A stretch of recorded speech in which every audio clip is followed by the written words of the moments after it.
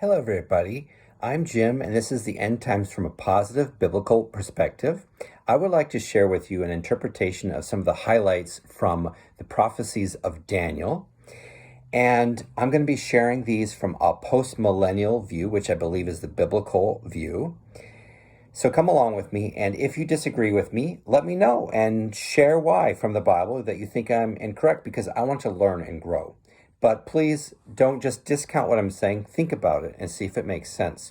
The way I'm going to organize this is we're going to go through very briefly. We're going to keep this clipping along pretty quickly so it doesn't get too bogged down.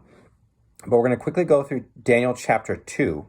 And then I'm going to show you that in Daniel chapter 7, 8, and 11, that they are just parallels from Daniel chapter 2. They're basically the same thing over and over again, but with more detail. So let's start in Daniel chapter 2. Of course, there we see that Nebuchadnezzar has this dream of this statue. And we learn from Daniel that each part of the statue represents a kingdom. And we also learn from reading that passage, it's pretty clear that it's in chronological order, right? Because he says, after you, this king will happen. Then he uses words like, then this kingdom, right? So we know that it's chronological. And Daniel doesn't tell us actually in Daniel chapter 2 what any of the kingdoms are in that statue, except for the very first one. He says to Nebuchadnezzar that Babylon, that King Nebuchadnezzar, is that head of gold, right? So what are these other kingdoms? Well, if we look in Daniel chapter 7, 8, and 11, like I said, I believe that we find out what they are. So let's go through them one by one. So let's start with the statue. We have the head of gold in Daniel chapter 2. What is that first prophecy, that first kingdom in Daniel chapter 7? It says that it's a lion with wings. And Daniel doesn't actually say, no angel says what it is. All right, well, let's move on to Daniel chapter 8. What is in that spot where the head of gold was in the first prophecy? In Daniel chapter 8, there's nothing. It's blank. And so it is in Daniel chapter 11. Why?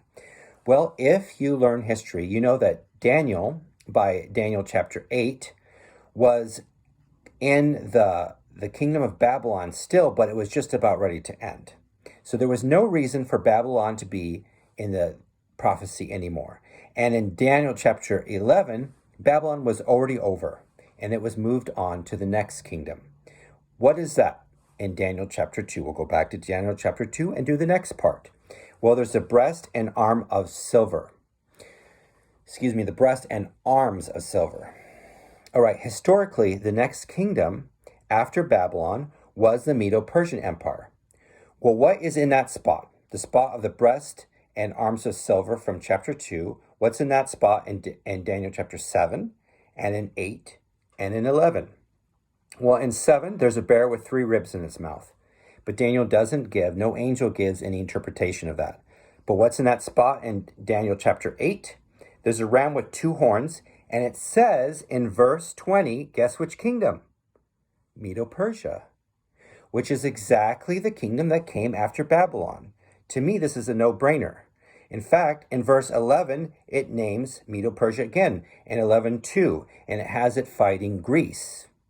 Which brings us back to chapter 2. Let's go back to chapter 2 and look at the next part of the statue. The belly and thighs of bronze. Interesting. Well, in Daniel chapter 7, what's in that spot of the prophecy? A leopard with 4 heads. What kingdom was split into 4 parts? Well, let's see what's in that spot in Daniel chapter 8 and 11 and see if that helps us. In that same spot, there's a goat with a horn that was replaced by 4. And it says in verse 21 of chapter 8 that it's Greece. Well, that would make sense because Greece was split into 4 parts historically. Daniel chapter 11, that spot. A mighty kingdom split into 4, but not to the descendants. Chapter 11, verse 4, that is. Well, we know that the Greek kingdom after Alexander the Great died was split into 4 parts, but it did not go to his descendants. It went to 4 generals. So this is matching up to me. Let's go to the last one in chapter 2, the last parts of the statue. It's the legs of iron and feet of clay and iron mixed. This is where it gets a little bit more complicated, but you'll find out that in chapter 7, 8, and 11, they all match. What is in that spot of the legs of iron and feet of clay in chapter 7? In chapter 7, there is this beast with 10 horns and a little boastful horn that supplants 3 and persecutes the saints for a time, 2 times, and half a time. Most scholars understand a time as meaning a year. You can study that more in detail by yourself. But for example, when Nebuchadnezzar is being prideful and God puts him down, he says that for 7 times he was going to have a mind of a beast, right? And that his nails would grow really long like the talons of a bird. So people see that in that passage it says 7 times, right, will pass. And so they see a parallel. They believe that it's a year. So 7 years he was crazy. And his nails just grew and his hair just grew. I'll let you study that on your own. Tell me what you think. But in chapter 8, what's in that spot? There's a small horn from one of the 4 off of Greece, and it stops sacrifices for 2,300 evenings and mornings. Okay, well, each day has 2 units. It has 1 evening and 1 morning. So there's 2 of those units every day. So if you take 2,300 and you divide it by 2, because there's 2,300 evenings and mornings, you get 1,150 days, which is just over 3 years. Okay? It matches. It's talking about a time of persecution, a time of trial of about 3 years. And finally, chapter 11. What's in that spot? It has a despicable person as king who will seize the kingdom by intrigue during a peaceful time, defiling the temple and stopping sacrifice 1,290 days, which is just over 3.5 years. So let's learn a little bit about history here. So if you look again at Daniel chapter 2, first there's Babylon, then there's the Medo-Persian Empire. That's just historically what happened. And also that's what these prophecies have. Daniel clearly identifies them. The angel tells him. And then after the Medo-Persian Empire is Greece, just historically. And in these prophecies, it identifies it as Greece. And what happens after Greece? The Seleucid kingdom. Well, now consider these facts. All right. So the Seleucid kingdom was split into 10. Okay. Let's see here. It was split into 10 dynasties after Seleucus the First. One of the rulers of these supplanted 3 kings. Okay. He convinced, during a relatively peaceful time in the kingdom, the Seleucid kingdom, he convinced the royalty and the wealthy that he should be king. They accepted him as king, even though he wasn't next in line. There was 3 people ahead of him. Did you notice that there was a despicable person which seized the kingdom by intrigue during a peaceful time in chapter 11? And that fits perfectly. A small horn, one of the 4, right? The Seleucid kingdom was one of the 4 kingdoms that split off of Greece. It fits that, right? And then the beast of 10 horns, right? The Seleucid kingdom was split into 10 dynasties, but one of the horns, named Antiochus, right? Antiochus Epiphanes, became king by supplanting 3 other kings that were ahead of him. But what about the point where it says stopping the sacrifices or persecuting the saints for 3 years or 3.5 years? What's that about? Well, Antiochus Epiphanes left what now we'd call Syria. He went down into Egypt, and he was going to take Egypt. Before he did this, I should tell you, he was trying to Hellenize the Greeks and get them to turn away from God to the different Greek gods. He was really working hard at it. But anyway, while he was down in Egypt, Rome heard about it, and so these ships from the west came. They landed, they went over to him. The general drew a circle around Antiochus and said, basically, if you leave this circle without agreeing to withdraw, you will be leaving it dead. And so Antiochus agreed to withdraw from Egypt. And you can find all this in Daniel chapter 11. It clearly describes this. He agreed to withdraw from Egypt, and on his way back to what is now Syria, he stopped in Jerusalem, and he started killing and forcing the Jews to accept the Greek gods and the Greek religion, and they were not allowed to practice Judaism at all. In fact, he put a statue of Zeus in the temple. He desecrated the temple, and there's an abomination of desolation that happens. On his way back, he dies mysteriously later, Antiochus, which I would think that he would have a bounty on his head from God. But anyway, yes, he died. And at that time, there was a Maccabean revolt. Some of the Jews were like, oh no, we're not going to do this.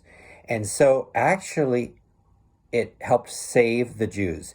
They revolted and they got some autonomy back and were able to purify the temple and start sacrificing to God again. Anyway, how long was that period of time that Antiochus was persecuting them and keeping them from sacrificing to God? Well, it was about 3 years.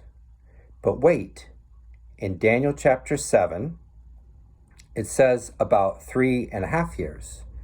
In Daniel, I've got a train, sorry, I'm not going to start the video all over again. In Daniel chapter 8, it's about 3 years, a little over 3 years. And in Daniel chapter 11, it's about 3.5 years. Those dates don't quite match up, do they? Well, there's a few things going on.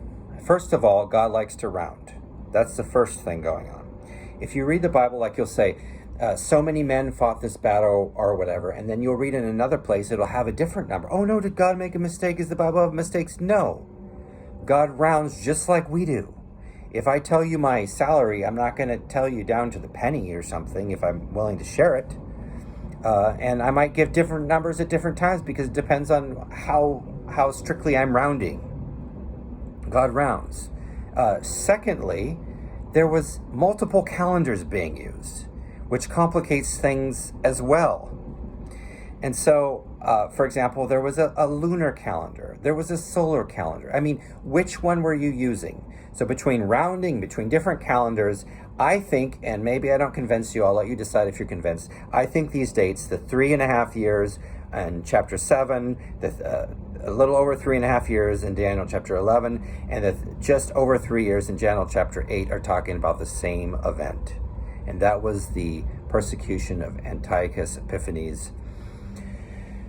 So, what about in Daniel chapter 9? I think that's just simply talking about the coming of the Messiah, about Jesus, and it says as much. And it says he's going to be cut off, and he says, the Romans were making some agreement, peace agreement, or whatever kingdom, I think it's the Romans, were making a peace agreement with the Jews, which, they stopped keeping at some point, which if you learn historically in 70 AD, that's exactly what happened. The Romans destroyed Jerusalem and took any kind of autonomy away from the Jews. They totally lost their power to rule the land at all. The kingdom was taken from them. And then one other thing I want to talk to you about, and then I'll wrap this up. In Daniel chapter 12, there's a spot that says, many of those who sleep in the dust of the ground will awake, these to everlasting life, but the others to everlasting disgrace and contempt. A lot of people think that that's talking about the resurrection. I do not. And the reason I do not is because in verse 7, Daniel says, when will these things be completed? And the angel says, hey, you know what? This is going to be completed when the power of the holy people is finally broken. Well, when would that happen? When would the power of the holy people be broken? The only thing that makes sense to me is when the Romans took the power, the right of the Jews to rule the land at all away from them in 70 AD when the Romans destroyed Jerusalem. Because the church is not going to have the power taken away from them. Sorry. The church, God's people, are a part of a kingdom that will never end. And it's the only thing that makes sense to me. Maybe even when I talk to premillennialists, they don't have a time where the church, God's kingdom, is going to not have any power. It's just going to be lost. They don't have that. So these things are all going to be fulfilled when the power of the holy people is broken. So it would have to be fulfilled before 70 AD. I think this is talking about people that died, like in the Maccabean revolt, some of those that slept in the dust, the people that believed in God and were worshiping God and fighting for God's cause. Those arose, they woke up. I don't believe in soul sleep. And they went to be with God. Well, those that were fighting to Hellenize the Jews that had died in that battle, they went to hell. And they will all be a part of a physical resurrection at some day at the end. What happens in premillennialism is they like to take, there's two abominations of desolation. One associated with chapter 9, which I think is the Roman army going and destroying the temple. But there's another one, which I believe is Epiphanes, but the Antiochus Epiphanes, excuse me. But the premillennialists like to combine the two into one and say it's a future event. They also like to take these things, which the scripture clearly says, like is Greece or this and that, and make them future. And my question is why? Why would you make it future if it's already been fulfilled? It doesn't make any sense to me. All right, that's what I've got. Let me know if you have any questions, and we'll see you next time.